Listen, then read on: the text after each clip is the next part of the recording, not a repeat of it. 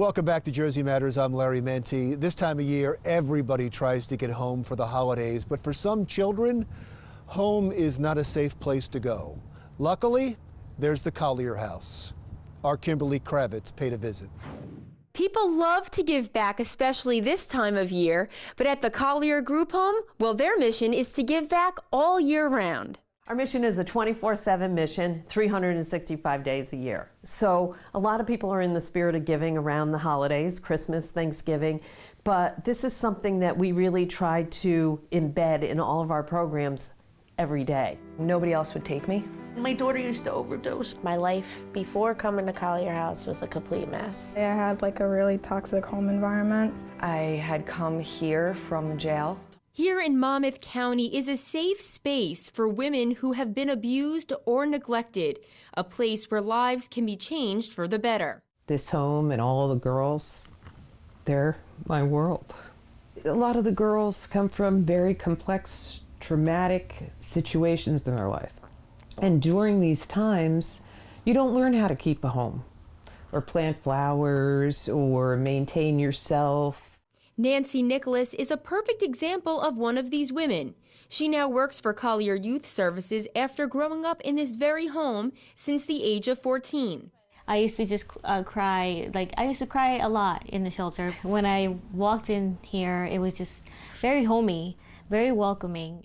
Love, a happy home, and a second chance are all provided here by the Collier Youth Services. The goal is to transform these women into growing into independent living, educated working adults. I knew this one was different from the very start. First day I got out of jail, I had my interview, and the first question Kerry asked me was, "What is your favorite color?" Building first and making sure the home is a safe and nice place that gives them a feeling of warmth and safety, and then working with them through their trauma so that they can trust again.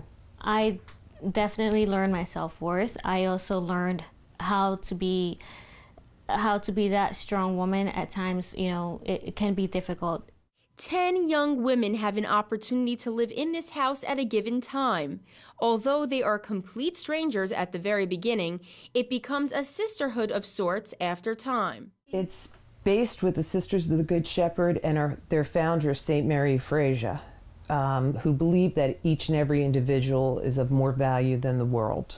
So each and every child that walks through the home, we value and want to help them to become the best that they can possibly be. Even though there may be some, squabbles or disagreements, they all know that they are together. It does become a sisterhood, and a lot of the girls over the last 30 years continue to remain in contact. Their children know one another. Their Collier family continues to be a part of their lives, even after each girl graduates and moves out of the home. When the girls walk out the door, when they leave here, we want them to understand that their trauma doesn't define them, and that they can be very successful. Today, Nancy, who is now 31 years old, lives in Neptune with her 11-year-old son, Joel. She took the time to reflect back on the memories at this house that turned her life around for the better. When I came here, we learned to cook. We learned to do laundry. They taught us how to do, how to be independent, and I appreciated that because I didn't have that. This was the bed that I slept in. And to me, when I walk in here and I see another girl who's here, it kind of brings back memories. And Collier is not just limited to women.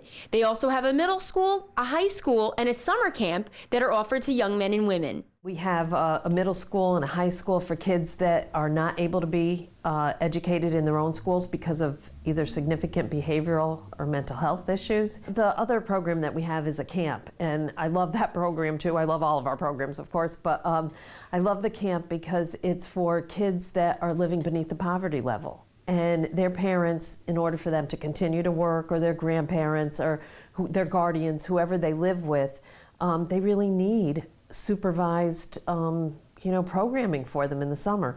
And actually, many of them need the food because they don't have free lunch. So we don't always think of that, but when they're with us, they get breakfast, lunch, and snack for free because they're eligible for free school lunch.